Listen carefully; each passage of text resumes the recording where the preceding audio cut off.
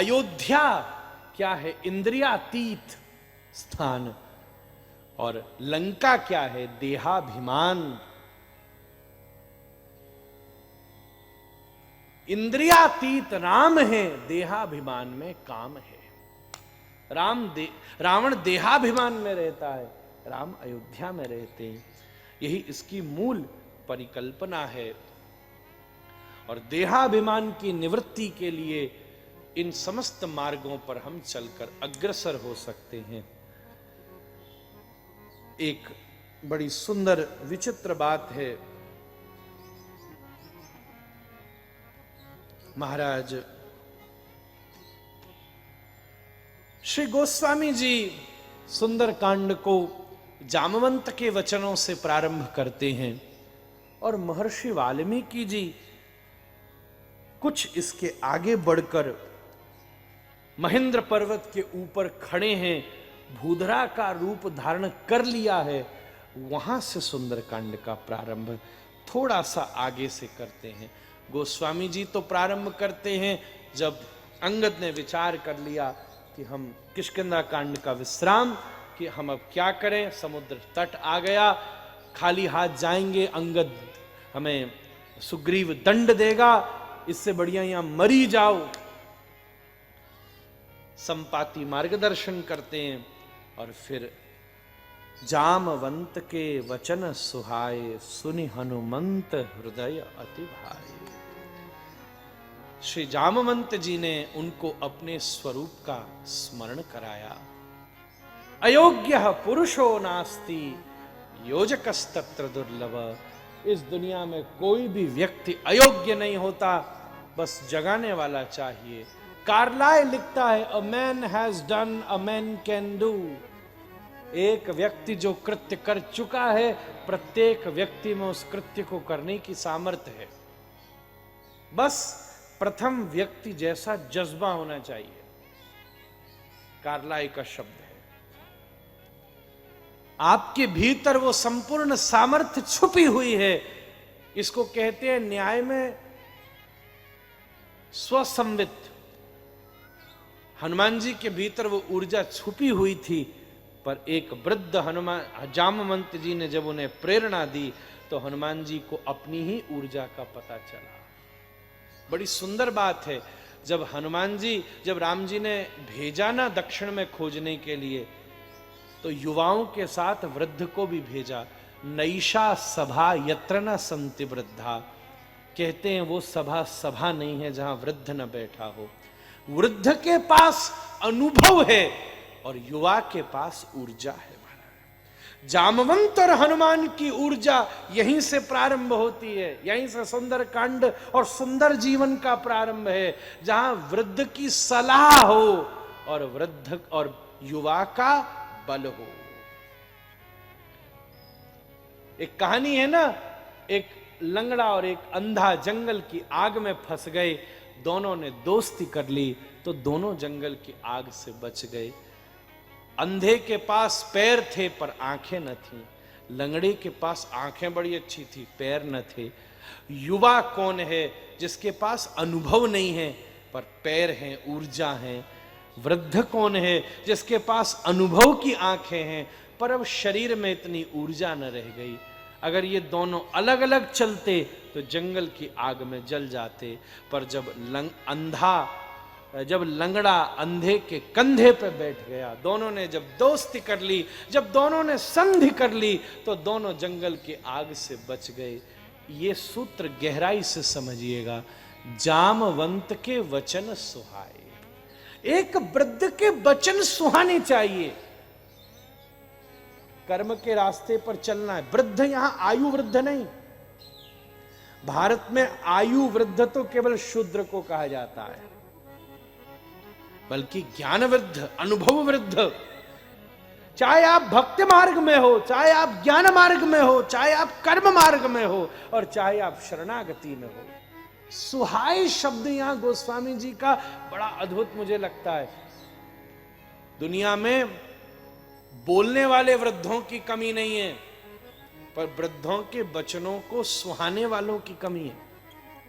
और एक और बात मैं निवेदन कर दूं, जब तक किसी को आपके वचन सुहाए नहीं, आपको बोलने की भी जरूरत नहीं है। क्या को वेस्ट करते हो अपने वचन? इसलिए जामवंत जी ने सबको नहीं कहा, जो उनके वचनों को सुहाता था, सुहा सकता था, उसी हनुमान को कहा महाराज, नहीं कहा अंगद को। और भी इतनी बड़ी भीड़ गई थी, न कहा नल नील को महाराज, हनुमान जी को कहा, जिनके मन को उनकी बात बड़ी भा गई महाराज, बड़ी भा गई। इसलिए अगर भारत को सुंदर बनाना है, सुंदर कांड के आश्रय में, तो इन दो के मध्य संधि होने की आवश्यकता है।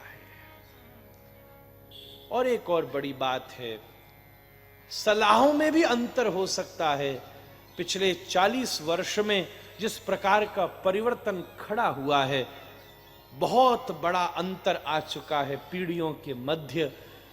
इसलिए अगर सलाह न भी हो तो कम से कम वृद्ध का आशीर्वाद होना चाहिए महाराज।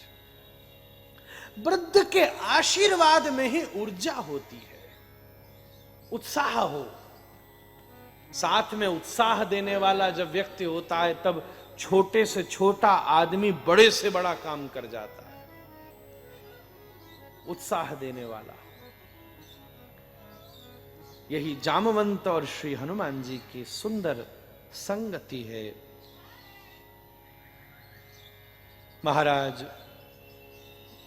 श्री जामवंत जी श्री हनुमान जी को प्रेरणा दे रहे हैं। एक और बात, जामवंत जी ने यहां न वाल्मीकि जी ने लिखा, न गोस्वामी जी ने लिखा। जामवंत जी ने हनुमान जी को अपने बारे में नहीं बताया, जामवंत जी ने हनुमान जी को हनुमान जी के बारे में बताया। सलाह देना भी एक कला का कार्य है महाराज। हम अपना अनुभव दूसरे पर नहीं थोप सकते महाराज। पहले मैंने युवा वाली बात करी, व्यासपीठ तो पुल का निर्माण करती है, इसलिए मुझे दोनों की बात करनी चाहिए। हम अपना अनुभव दूसरे पर नहीं थोप सकते। आपका अपना अनुभव है, दूसरे का दूसरा अनुभव है। अब एक कमरे में मानो 20 डिग्री टेम्परेचर है, एक को ठंड लग रही है, एक को गर्मी लग रही है। जो 30 से आया होगा उसको ठंड लग रही होगी, जो 10 से आया होगा उसको गर्मी लग रही होगी। अब जिसको गर्मी लग रही है वो दूसरे वाले से कहे, ए तू भी स्वेटर उतार, जैकेट उतार ना, देख मुझे गर्मी लगी, क्या बात कर रहा है, कुछ कमाल कर रही है यार, मैं ठंड में ठुठरा जा रहा हूं, मैं कैसे उतार दूं यार, तू हमारी बात ही नहीं मानता।